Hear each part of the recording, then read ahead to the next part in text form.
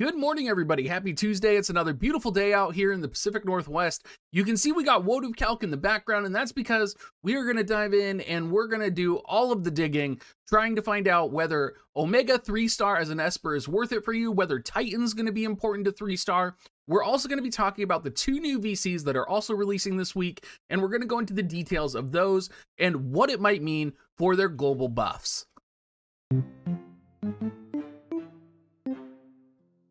I wanted to start out with the Espers because the Espers are what I'm most excited for. And so let's talk about Omega here. Omega coming in with his 3-star form is going to have 1300 HP, 43 AP, 123 attack. Oh, it's beautiful. The drawback that I'm seeing right away with Omega though, only agility 14, unfortunately. He does get slow resistance 25%, which is okay, but that agility 14 is so killer for me. His Esper evocation attack is very powerful as well.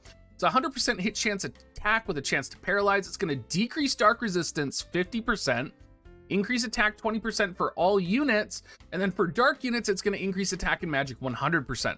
So very powerful if you can reliably get this off. Let's talk about his skill tree though, because even though he has low agility, he still has a very viable, very important skill tree for a lot of players, right? Dark and Slash is very prevalent. So no matter what, even with that low agility, you are going to want to max this Esper. Of course, we got Dark Attack here. We also have Light Resistance, which is pretty cool. We have an attack up tree right here, which is going to be attack plus 20%, which is really nice. We also get Light Killer, which is beautiful, right? That's 25 Light Killer right there. Access to 15 slash attack. So not a lot of slash attack, but still pretty good. We also have magic resistance tree, and we also have critical hit rate. There is a lot here. Pretty much you could build Omega in any way, and he would be viable for almost any unit that you have. You could find a way to make it work, particularly if you're running dark units. I would say Omega's definitely a level when you get him. A lot of people have been comparing him to like the Bahamut of like melee Espers, and I really don't think that's the case. The fact that he has such low agility is such a drawback for me. I don't know. It'll be interesting to see how he's utilized. He's definitely good, right? He's one of the better Espers that we have. Do I think he's the next Odin? Do I think he's the next Bahamut for magic units? I don't really know. I think, you know, he's primarily a physical-based Esper with low agility, but really high modifiers. We'll have to see. We'll have to see how he's utilized in the future. Now, Omega is not the only 3-star Esper coming out. We're also going to be getting an upgrade to Golem. Golem's HP is at 963, and what you're looking at right now is the current global version of Golem. So we're going to go and highlight some of the differences here. If you go on the JP side, you can see that we're going to be getting about 500 HP, which is pretty significant. That's what you would expect since Golem is the primary, I would say, go-to like bread and butter tank Esper, right? And then we also have additional agility up, which is nice. We have some basically all-around stat improvements. What I think is really important here, and we're going to stay on this side now, is the confusion resistance plus 25%. I don't think that can be underestimated. Confusion ruins things. Like, confusion just ruins people's lives. Being able to have confusion resist on an Esper does change things just a little bit, and I think that is extremely relevant in sort of GVG or Arena or any type of PvP you're going to be doing, so keep that in mind. Now, let's talk about his skill tree, because I think his skill tree is kind of a bait, right? I think a lot of people, yes, you get Earth Attack up, right? And that's really good. Like, if you're running Zombie Ryu, for example, amazing, right? Because you can run like Zombie Ryu really defensively and put Golem on him. If you're running Kilfei, you're not going to suddenly put Golem on Kilfei. If you're running any other Earth unit or you're putting Golem on tank units, Earth Attack up, you know, if you're putting Golem on non-Earth units, having Earth Attack up is not going to help. What the bonus SP is really going to do for you, though, is it's going to enable you to max out defense and potentially, like, pierce resistance. You could go for critical evasion. You could go for Man-Eater, right? It's going to let you kind of go into these other trees and level up your units this way.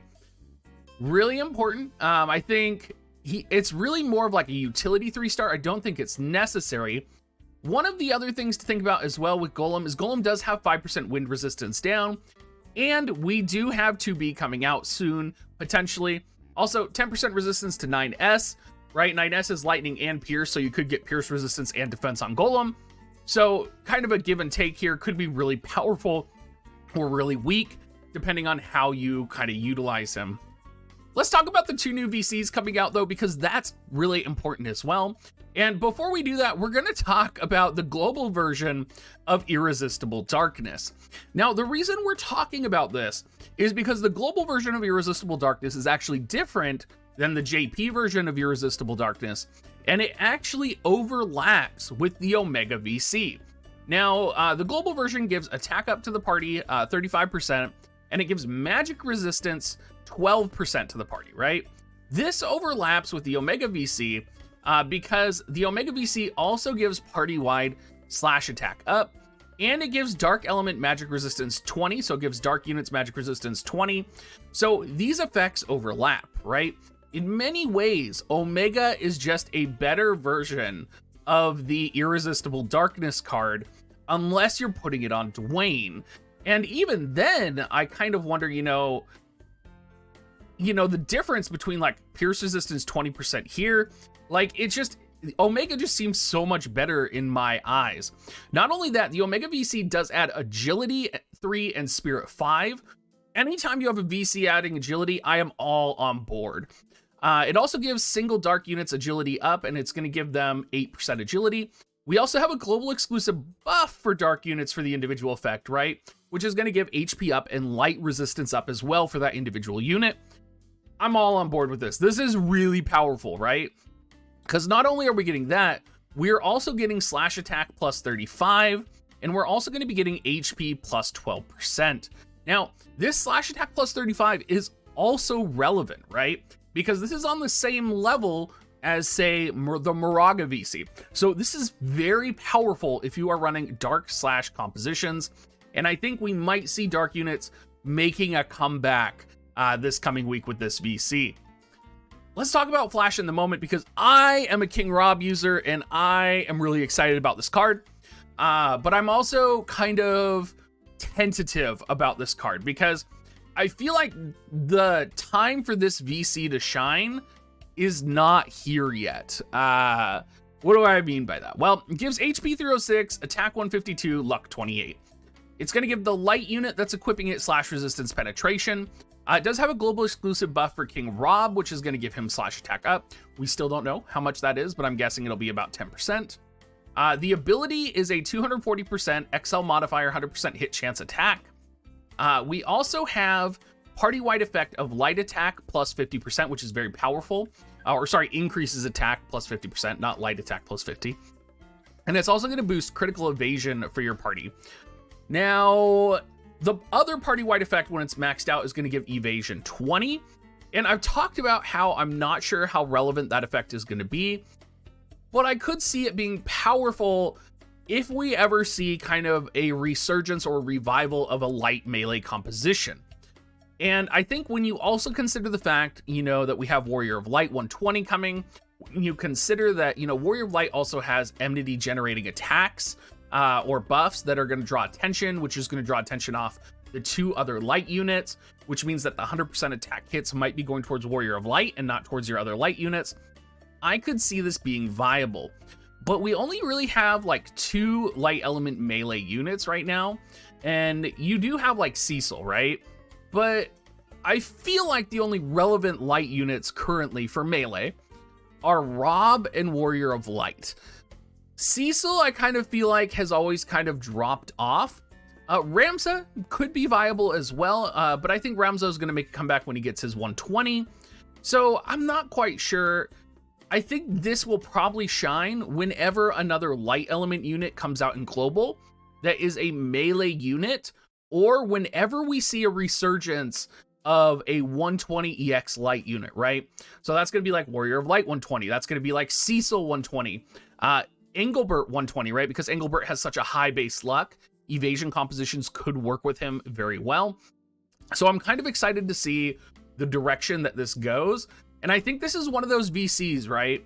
where like people are super hyped for it and it's a good VC, but it's not complete yet, right? Like it's the part 1 of the like 5-part set that you need, and it's like part 4 out of 5 right now is my feeling, right? Like people are getting excited for light evasion melee compositions, like they can see it coming, but it's not here yet. Like we need one more like powerful light unit to kind of seal the deal and shift everything into a light melee unit's favor, is kind of what I'm feeling like right now.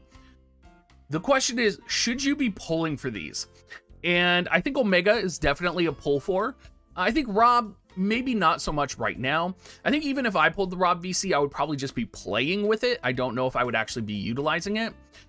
I could see the Robb VC being really good in the Diablos raid if you did want to go a light / composition, because of course it gives light units attack up, and then of course it gives Robb / attack up.